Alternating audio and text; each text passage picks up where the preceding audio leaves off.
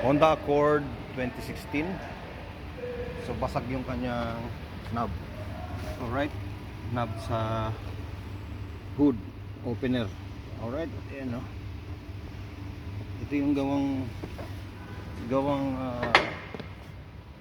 incheck. Ayan o, LUC.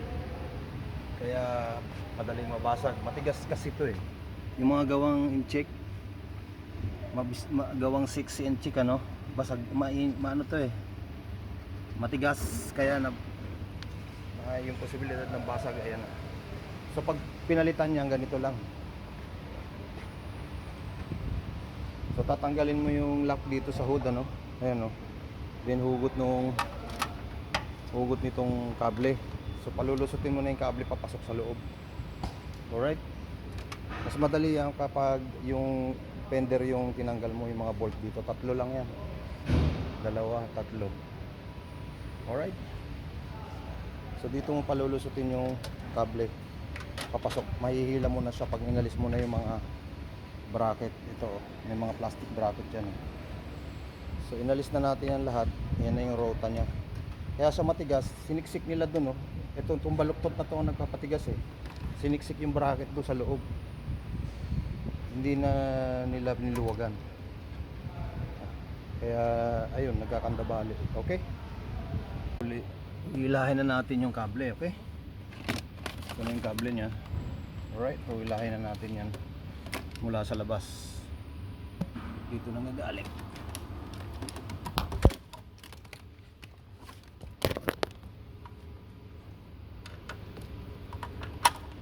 Alright, ayan na yan. Yan na yung dulo. Alright, ayan yung bali. Yan yung bali. Ito yung dulo. Galing sa labas doon sa hood lock. Alright, so kunin na natin yung bago para mapalitan na natin, ma-illustrate na natin ulit. Dito from here papunta doon sa labas. So ito na yung bago.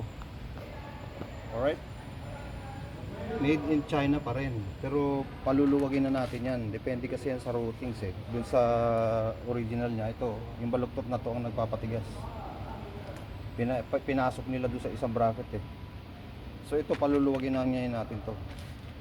Alright, so ibuksan natin ngayon yung bago. Then kunin natin yan. Ayan na. So kompleto, may rubber, nandito yung knob. Alright, kahit made in China yan, palalambutin ngayon natin yan. Alright, sa routing sila sa assembly plant na nagka-problema yan eh. Thank you. So ito na, ilulusot na natin tong dulo. Okay, ito yung lulusot doon sa butas. Alright, ayan yung butas nya. Saan na yung butas? Ayan. Ayan o. Yung butas na yun o.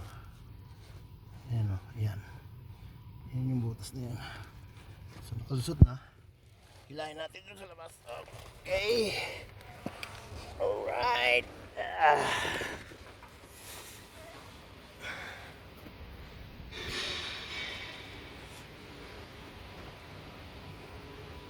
Ayan. So kita mo dun sa loob. Labas dun o.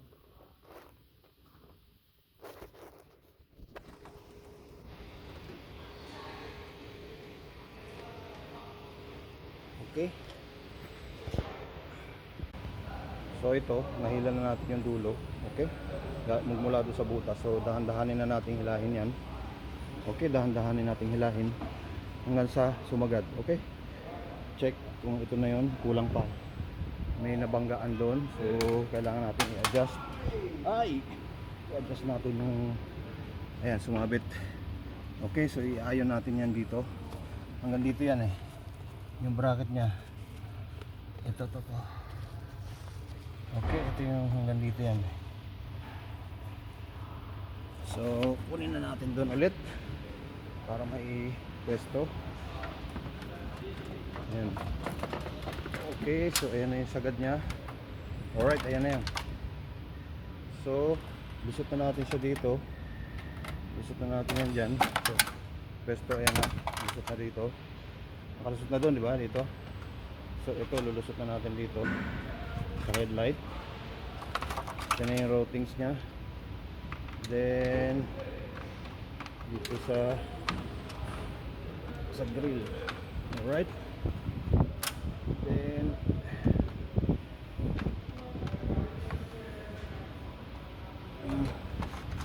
yan. Alright. So, ayan na siya. Naka-ready na. Ready na siya. Ready na. So, ayan na yung kable. Kakabit na natin to. Okay, yung lock. Pwesto na natin doon. Then, pwesto natin dyan. Alright. Thank you. So, okay. Naikasa na natin. Ayan na. Nakakabit na yung lock. Alright. Nalagyan na rin natin ng grease.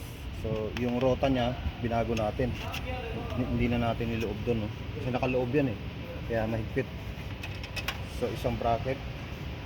Alright. So, testingin na natin. Nakapwesto na doon sa loob. Alright. Testingin natin to. Bago natin kabit yung mga coverings niya. Okay. Testingin natin ngayon yan. Kung malambot na. Alright. So, ayun yung knob. Hindi ko na tinanggal yung plastic para talagang bagong bago. Alright. Dati inihilay ng 3 kamay, okay? Pinupersa yan eh. So ito, tingnan natin, baka kalingkingan pwede na. Oh! Kalingkingan nga. Ganun na siya kalambot.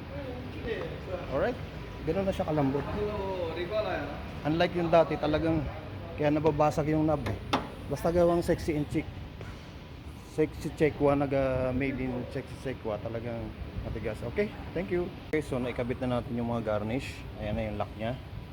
Nakalutang, may mga clips na, okay? So hindi mo na makita yung ngayon yung kable. So testing natin ulit. Last one chance. Testing. Okay, kalingkingan ulit. Alright, success. Alright. So bumukas siya ulit. Ang ganun lang kalambot. Alright. So napalambot natin yung gawang sexy China. Alright. Thank you.